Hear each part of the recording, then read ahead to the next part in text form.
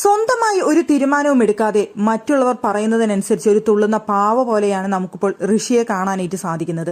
Power റൂമിൽ ആര് കയറണം, എങ്ങനെ ഗ്രൂപ്പ് തിരിക്കണം എന്നുള്ള കാര്യങ്ങളെല്ലാം അഭിഷേക് പറയുന്നതിനനുസരിച്ച് ചെയ്യുന്ന ഋഷിയാണ് നമുക്ക് കാണാനായിട്ട് സാധിച്ചത്. അഭിഷേകാണ് ഒരു പ്ലാൻ ഋഷിക്ക് പറഞ്ഞു കൊടുത്തത്.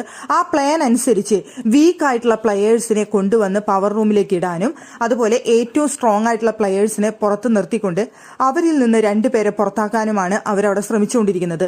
സെയിം പവർ ടീമിനെ 2 ആഴ്ചയെങ്കിലും നിലനിർത്തി കഴിഞ്ഞാൽ സ്ട്രോങ് ആയിട്ടുള്ള 2-3 പ്ലെയേഴ്സിനെ പുറത്തേക്ക് കളയാനായിട്ട് അവർക്ക് കഴിയും. അങ്ങനെ വന്നു കഴിഞ്ഞാൽ പിന്നെ ഗെയിം ഈസി ആവും. അതിനുള്ള ശ്രമങ്ങളാണ് അവിടെ ഋഷിയും അഭിഷേകും കൂടി നടത്തുന്നത്. അഭിഷേകാണ് പ്ലാൻ പറഞ്ഞത്, അത് നടപ്പിലാക്കാൻ പോകുന്നത് ഋഷിയാണ്. ഋഷിയെയും അഭിഷേകും കൂടി പ്ലാൻ അനുസരിച്ച് 6-7 പേരെയാണ് അവര് പവർ റൂമിലേക്ക് കയറ്റാനായിട്ട് വിചാരിച്ചിട്ടുള്ളത്.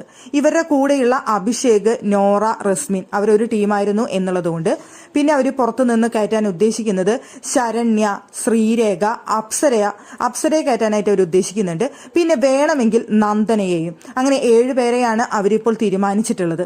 ബാക്കി 15 പേരാണ് അവിടെ ഉള്ളത്. അപ്പോൾ ഋഷി അടക്കം 8 പേര് അവിടെ സേവ് ആവുകയും ബാക്കി 7 പേരാണ് അവിടെ ഉണ്ടാവുക. അങ്ങനെ വരുന്ന സമയത്ത് അവരെങ്ങനെയൊക്കെ തരംതിരിക്കണം എന്നുള്ളതാണ് അവർ തീരുമാനിച്ചുകൊണ്ടിരിക്കുന്നത്. അതിനനുസരിച്ച് ബാക്കിയുള്ളവരെ പുറത്തെടുക്കുക. ഇനി 7 പേരെ പറ്റിയില്ലെങ്കിൽ 6 പേരെയെങ്കിലും അവരെങ്ങനെ പോയാലും പവർ റൂമിലേക്ക് കയറ്റാൻ ഉദ്ദേശിക്കുന്നുണ്ട്. നന്ദനയെ വേണോ വേണ്ടയോ എന്നുള്ള തീരുമാനത്തിലാണ്. ഇതുവരെ ഉറച്ചൊരു തീരുമാനം എടുത്തിട്ടില്ല.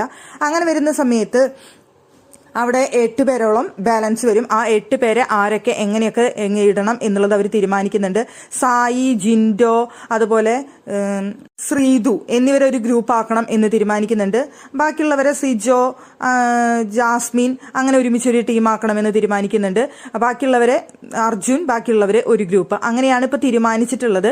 അതിനുള്ള പ്ലാനുകളാണ് ഇപ്പോൾ അവർ സെറ്റ് ചെയ്ത് വെച്ചിട്ടുള്ളത്. എന്തായാലും ഋഷി നടപ്പിലാക്കാൻ പോകുന്ന പ്ലാൻ എന്ന് പറയുന്നത് എനിക്കെന്തോ അത്ര താല്പര്യം തോന്നിയില്ല. ഏറ്റവും വീക്ക് ആയിട്ടുള്ള പ്ലെയേഴ്സിനെ കൊണ്ടുവന്ന് പവർ റൂമിൽ കൊണ്ടുവന്നിട്ടിട്ട് ഏറ്റവും സ്ട്രോങ് ആയിട്ടുള്ള ഏറ്റവും നല്ല പ്ലെയേഴ്സിനെ പുറത്തു കൊണ്ടുവന്ന് നിർത്തി അവരിൽ നിന്ന് ആളുകളെ ഔട്ടാക്കിക്കൊണ്ട് പിന്നെ വീക്ക് ആയിട്ടുള്ളവരെ ഉള്ളിൽ നിർത്തിക്കൊണ്ട് പിന്നെ എന്ത് ഗെയിമാണ് അതിലുള്ളത്?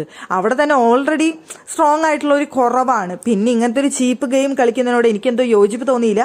അവർക്ക് അവരുടേതായ ഒരു ഐഡിയ ആയിരിക്കാം. പക്ഷെ നമുക്ക് എപ്പോഴും സ്ട്രോങ് ആയിട്ടുള്ള പ്ലെയേഴ്സ് ഉള്ളിൽ വേണം, വീക്ക് ആയിട്ടുള്ളവരെ പുറത്തിടണം, അവർ ഔട്ടായി പോകണമെന്നാണ് പ്രേക്ഷകർ ആഗ്രഹിക്കുന്നത്. പക്ഷെ പ്രേക്ഷകർ ആഗ്രഹിക്കുന്നതിന് വിപരീതമായിട്ടുള്ള ഒരു ഗെയിമാണ് ഇപ്പോൾ അഭിഷേകും ഋഷിയും കൂടി പ്ലാൻ ചെയ്തുകൊണ്ടിരിക്കുന്നത്.